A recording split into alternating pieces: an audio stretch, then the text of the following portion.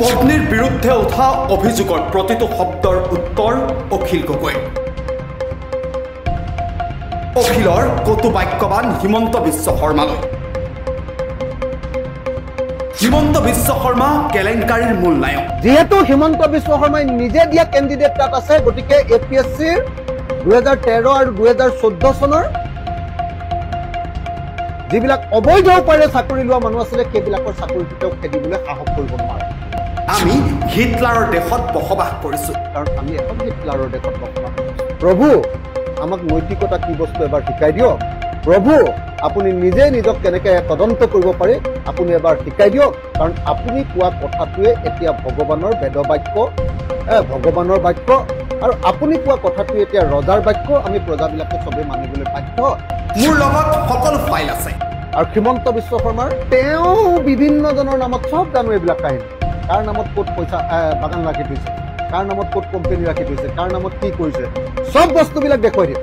হিমন্ত বিশ্ব শৰ্মা এজন ব্লেকমেইলাৰ। মুখ্যমন্ত্ৰীজনৰ এটা ব্লেকমেইলিং আৰু এটা মানসিক অত্যাচাৰৰ বাহিৰে আমাৰ কাৰণে আন কোনো কাম নহয়। মাটিত গছকি আন্দোলন কৰা মানুহ মই। আমি মাটিত শুই আন্দোলন কৰি অহা মানুহ। মই মানুহটো উগ্ৰ, সেয়েহে মোৰ খং উঠে। মই কেতিয়াবা কেতিয়াবা বৰ ঠাণ্ডাকে থাকোঁ, কিন্তু মানুহটো উগ্ৰ আপোনালোকে জানে, খং উঠে। বিধায়ক অখিল গগৈৰ পত্নীৰ বিৰুদ্ধে উঠা প্ৰতিটো অভিযোগৰ পাছতেই এতিয়া সংবাদমেল সম্বোধন কৰি এই ধৰণে মন্তব্য কৰিলে অখিল গগৈ। অসম বিধানসভাত অখিল গগৈ আৰু হিমন্ত বিশ্ব শৰ্মাৰ বাকযুদ্ধই লৈছিল চূড়ান্ত পৰ্যায়। এই বাকযুদ্ধত স্থান পাইছিল পৰিয়াল কেন্দ্ৰিক কথা বতৰাই। তাৰ পাছতেই অখিল গগৈয়ে প্ৰত্যাহ্বান জনাইছিল হিমন্ত বিশ্ব শৰ্মাক, আৰু সেই প্ৰত্যাহ্বান গ্ৰহণ কৰিছিল হিমন্ত বিশ্ব শৰ্মাই।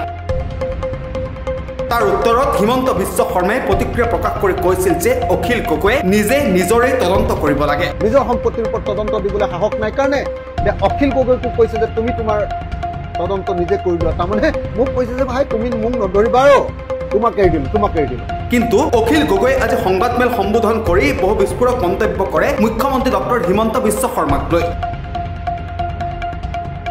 নিজে নিজৰ সম্পত্তিৰ ওপৰত তদন্ত কৰাৰ মেথডলজি মই নাজানো। কেনেকৈ নিজে নিজৰ তদন্ত কৰিব লাগে সেই সম্পৰ্কে কোনো মেথডলজি আমি নাজানো। গতিকে মুখ্যমন্ত্ৰীলৈ অখিল গগৈয়ে অনুৰোধ কৰি সম্পূৰ্ণ মেথডলজি বিচাৰে।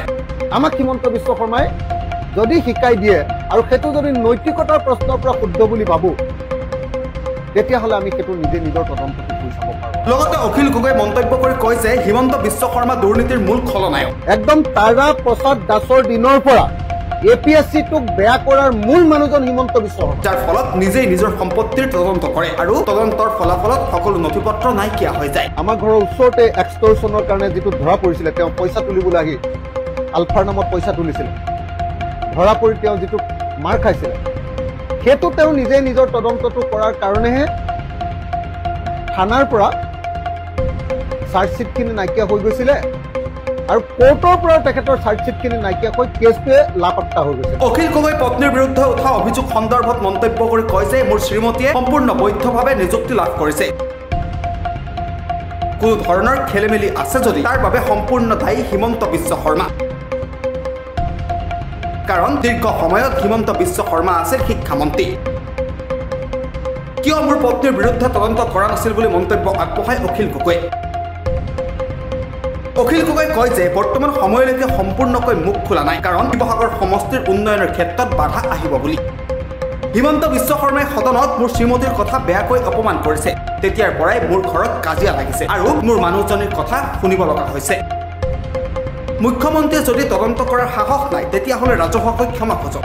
আৰু এনেদৰে অখিল গগৈয়ে সংবাদমেলত এটাৰ পাছত আন এটাকৈ বিস্ফোৰক মন্তব্য কৰা পৰিলক্ষিত হয়। আনফালে অখিল গগৈ সন্দৰ্ভতো মুখ্যমন্ত্ৰী ডক্টৰ হিমন্ত বিশ্ব শৰ্মাই কেতবোৰ গুৰুত্বপূৰ্ণ অভিযোগ উত্থাপন কৰা আমি দেখি আহিছোঁ।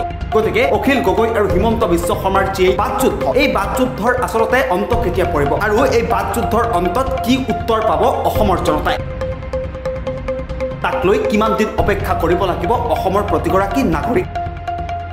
নিউজ ডেস্ক ৰিপৰ্ট, PB সংবাদ। ৰাজ্যৰ সংবাদ জগতত নৱতম সংযোজন আমি খোজ দিম জনতাৰ পক্ষত প্ৰতিটো প্ৰান্তৰ প্ৰতিটো খবৰ পোনপ্ৰথমত আজি সংযুক্ত হওক বিবি সংবাদৰ সৈতে প্ৰতিটো সমষ্টিৰ পৰা বিচৰা হৈছে সংবাদ প্ৰতিনিধি আজি প্ৰেৰণ কৰক আপোনাৰ চিঠি আমাৰ ইমেইল এড্ৰেছ pbsongbat277@gmail.com আমাৰ হোৱাটছএপ নম্বৰ 6001249592